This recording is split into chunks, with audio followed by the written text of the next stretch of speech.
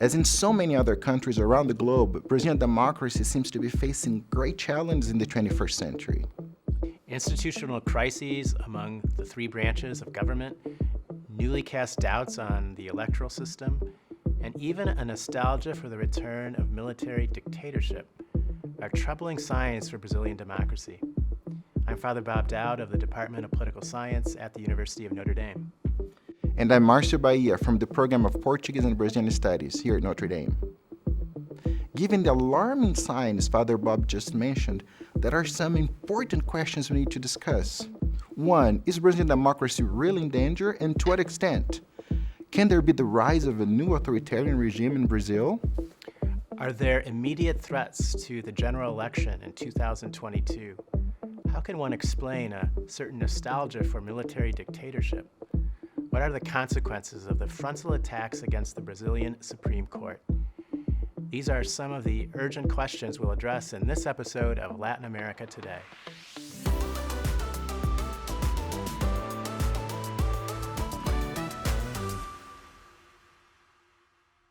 Marcio, let's begin with some history. Sure. So, for example, in the 20th century, we have had periods of dictatorship and small periods of democracy. For example, from 1930 to 1945, we had a dictator for 15 years, Getúlio Vargas. He had like special dictatorial powers between 1937 and 1945. After this, we had a small period of some kind of democracy, at least like general elections during that period from 1945 to 1964. In 1964, there was a time of political instability, and we had another military intervention, another coup d'etat that started 21 years of a very dark dictatorship in Brazil. So it's always the same formula. There's some kind of instability, then some military intervention to restore order for some time, and then long periods of dictatorship. So how stable has Brazilian democracy been since 1985? It has not been perfect, but it has been very good. Like we've had the strengthening of our institutions since then. We have had moments of crisis. For example, in 1990, we had the election of Fernando Collor de Mello. It was the first general election since the military dictatorship. What happened is he was elected, a lot of popular support, and he was elected on an anti-corruption platform. And 2 years later, lots of scandals, and he was impeached for corruption, of course. So it was a time that our democracy was so young, we were like, what's going to happen to Brazil now? But our institutions were able to hold up, and we have general free and fair elections in 1994. We had the election of another president, Fernando Henrique Cardoso. He was re-elected in 1998, and those were 8 years of certain political stability. Then we had the election of Lula, Luiz Inácio Lula da Silva. Again, he was president for 8 years.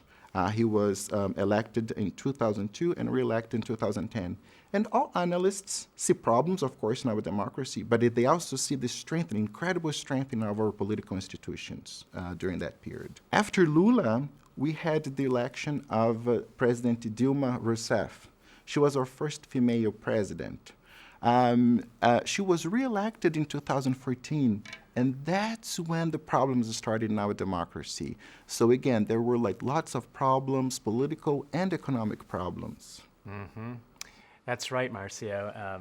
Brazil seemed to be heading in the right direction up until 2014. And we really want to understand what happened, what explains why democracy started to fray at the edges, why democratic institutions seemed to weaken. What triggered this crisis? So we spoke with Professor Scott Mainwaring. He's a professor of political science at the University of Notre Dame and a faculty fellow at the Kellogg Institute for International Studies. His research focuses on democratization and authoritarianism, political parties and party systems, and Latin American politics. He is the editor of Party Systems in Latin America, Institutionalization, Decay, and Collapse, and co-author with Aníbal Pérez-Liñán of the award-winning Democracies and Dictatorships in Latin America, Emergence, Survival, and Fall. He gave us the context of Brazil's politics since 2014. and the conditions that led to the rise of the current president, Jair Bolsonaro. In 2014, things really started to unravel. The economy started to tank. Most economists agree that the Workers' Party government mismanaged the economy. That was a very close election. It was the closest presidential election in Brazil's history, at least since redemocratization in 1985. The other big thing that was going on was these massive corruption scandals, which involved a lot of the Brazilian political class, many of its biggest business corporations. I think it's clear that the PT governments induced a lot of that corruption. This wasn't a new phenomenon in Brazil, and it led to intense polarization. So it's one of the big problems in democracy in the US, and it's a similar situation in Brazil, hyperpolarization. This hyperpolarization is a bit of the context for the PSDB's not complete acceptance of the election results in 2014. Brazilian democracy could pretty easily have gotten over that, but then the economy continued to tank. The news about corruption scandals became daily. This was, I think, without question, the biggest corruption scandal in world history of democracy. And this leads up to the 2016 impeachment of Dilma Rousseff. The 2016 impeachment further polarized the country. And then you had the inauguration of Michel Temer as president. His presidency was a disaster. Dilma's public opinion approval ratings fell to 7%. Michel Temer's fell to 3%.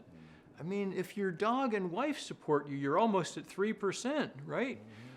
So that was, that really led to the discrediting of both sides of the Brazilian establishment. Both the conservative establishment and the left were deeply discredited at the time of the 2018 elections.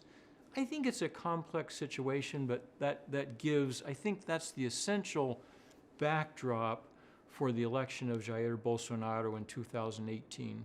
So these were the conditions that gave rise to the presidency of Bolsonaro: hyperpolarization, very unpopular presidents, and a deep political and economic crisis. Bolsonaro was then elected in spite of all his controversies, including his systematic attacks on the Brazilian electoral system and its electronic voting. Even for the elections he won in 2018, he claims that he should have won in the first round and that there was widespread fraud that led to that runoff election. Yes, that's right, Father Bob. We had in Brazil this electronic voting system initiated in the 1990s, and ever since it has been perfectioned. It has been a very good and reliable system. But he has been undermining the trust in that system, and many political analysts think that he's just preparing the ground to challenge the results of the election in 2022 if he loses the election. So we wanted to talk more about this with our specialists. So we asked Aníbal Pérez-Liñán, professor of political science and global affairs here at Notre Dame, and a faculty fellow at Kellogg Institute. He specializes in democratization, political institutions, executive legislative relations, and the rule of the law. He's the author of Presidential Impeachment and the New Political Instability in Latin America, and co-author with Professor Scott Mainwaring of Democracies and Dictatorships in Latin America, Emergence, Survival, and Fall, a major academic work. Here's what he told us about the possible challenge to the Brazilian elections in 2022. If President Bolsonaro loses the re-election, which is quite possible given the information we have. So I think if he loses the re-election, he will naturally challenge the outcome of the election. And the natural argument to make that claim will be that there is something strange about the electronic voting system, which we don't know exactly what it is, but somehow create some possibility of fraud, right? What is very interesting from a historical perspective is that when the Brazilian electoral system was based on paper ballots, there was a lot of fraud historically, right? Particularly in different regions, in different states, right? There were mechanisms to control the voting count, to buy votes, and so on, to influence that process. And the great advantage of the electronic system has been that that process that was flawed in so many ways was eliminated and was streamlined, right? Claiming that we need to go back to paper voting is like claiming that we need to go back to written letters because they're much better and much more reliable than using email or text messages, right? It's just against the nature of our times. Another interesting phenomenon is this small but very vocal movement in Brazil that seems to be nostalgic for military dictatorship. It's interesting to hear Aníbal explain this. In part, he explains it by virtue of the fact that there's some historical distance between the previous dictatorships and this current generation. The other is anxiety over social changes, and the growth of social media. Here's more from him about all of this. The generational distance to the experience of dictatorship now has been much longer time since dictatorship. So for many young people, the dictatorship is something in the past that they never experienced, they never suffered. They may have heard their parents or their grandparents talking about it, but they never experienced that directly. And so it's easier to say, okay, this was in the past, now we need to focus on our reality now, and we want answers now, right? And so it's easy to downplay democracy when you have it. It's like oxygen, right? We all enjoy oxygen, but we don't care about it because we take it for granted. That's one thing. The other thing is our societies have changed so fast in Latin America, but throughout the world, right? There are many norms about gender, about race, about distribution of power in society that have within 50 years, right, they have transformed our societies and the expectations of our societies very quickly. Many people are trying to navigate the social change in a way that they try to make sense of it, right? And so they are a little bit frustrated with what they perceive as norms that are imposed, new norms about new behaviors that they perceive that they are imposed on them by elites, cosmopolitan elites, right, educated elites that do not represent them. And so all of a sudden, there are new candidates who are saying, oh, we want to go back to the past. The past was fine. There was nothing wrong with it. So we should go back to it. And some people are accepting that, right? And I think, and then finally, the other issue is that I think social media are changing everything, right? Because in social media, we receive a lot of information all the time. And if you're a candidate and you want people to pay attention to you, you want to say something that is really outrageous, right? Because if you say something that is centered, that is careful, that is nuanced, people will not pay any attention to it.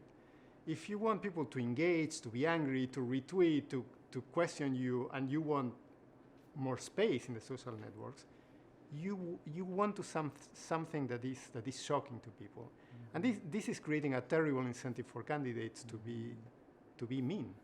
That was very interesting what Professor Aníbal just said, Father Bob. And another source of stress for Brazilian democracy are the constant clashes between the executive and the judiciary. So President Bolsonaro has been attacking the Supreme Court and specifically specific Supreme Court judges. He went as far as saying on our last Independence Day on the 7th of September 2021 in front of thousands and thousands of supporters that he was not going to follow anymore the judicial orders of one of the specific justices, Alexandre de Moraes. That was a big scandal in Brazil. We also asked Professor Mainwaring about this. Let's listen. I don't think that there's a precedent, certainly since redemocratization in Brazil, of a president who was nearly as aggressive toward the Supreme Court as Bolsonaro has been. But does that mean, what are his chances of triumphing in this battle against the Supreme Court? I don't think they're that great. If Bolsonaro, it might be different if Bolsonaro had better public approval ratings, right? Latin American populist presidents who enjoy very high approval ratings have successfully attacked the court system. But that's not Bolsonaro's situation. His approval rating it's not abysmal. It's not like Dilma's or Temer's, but the last I saw it was around 30%. And so, he just doesn't have the kind of popularity that would enable him to successfully take on the court. One last very important question concerns the likelihood of a military coup in Brazil, given the economic and political instability we've seen of late. And thankfully, both Scott and Aníbal think that is very unlikely. Aníbal notes that it's more likely that the democratic institutions will be dismantled by those elected by them, through them.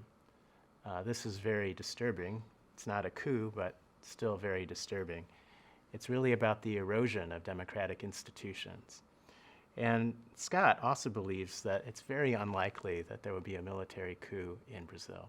Yeah, that's very reassuring, Father Bob, to know that, the chances of a military coup d'etat, like in the 20th century, are very low. But Professor Mainwaring also talked to us, also warned us about the dangers of intolerance and high polarization in Brazilian society today. Let's listen to him. My colleagues who are academics in Brazil feel that freedom of academic freedom has been under threat. Good point. Journalists now feel more under threat than they did 20 years ago in Brazil. So, the fact that there's not going to be a military intervention doesn't mean that there aren't threats to democracy in Brazil. The threats are more quotidian. They're more the progressive degradation of rights than they are an outright military intervention. Mm-hmm. Democracy goes hand in hand with the pursuit of a free, egalitarian, and just society. Acceptance, tolerance, and peaceful transitions of power are democratic values that need to be nourished and protected by political actors and institutions. Will Brazil and Latin America follow the democratic steps in the near future? Will Brazil be able to strengthen its democratic institutions, fight social inequality, poverty, and corruption? These are urgent, contemporary issues that we will continue to observe and analyze here at Notre Dame. This episode of Latin American Today was brought to you by Kellogg Institute and Notre Dame International. If you're interested in watching the complete interviews, click on the links below. From everyone here at Notre Dame, thanks for joining us, and see you in the next episode of Latin America Today.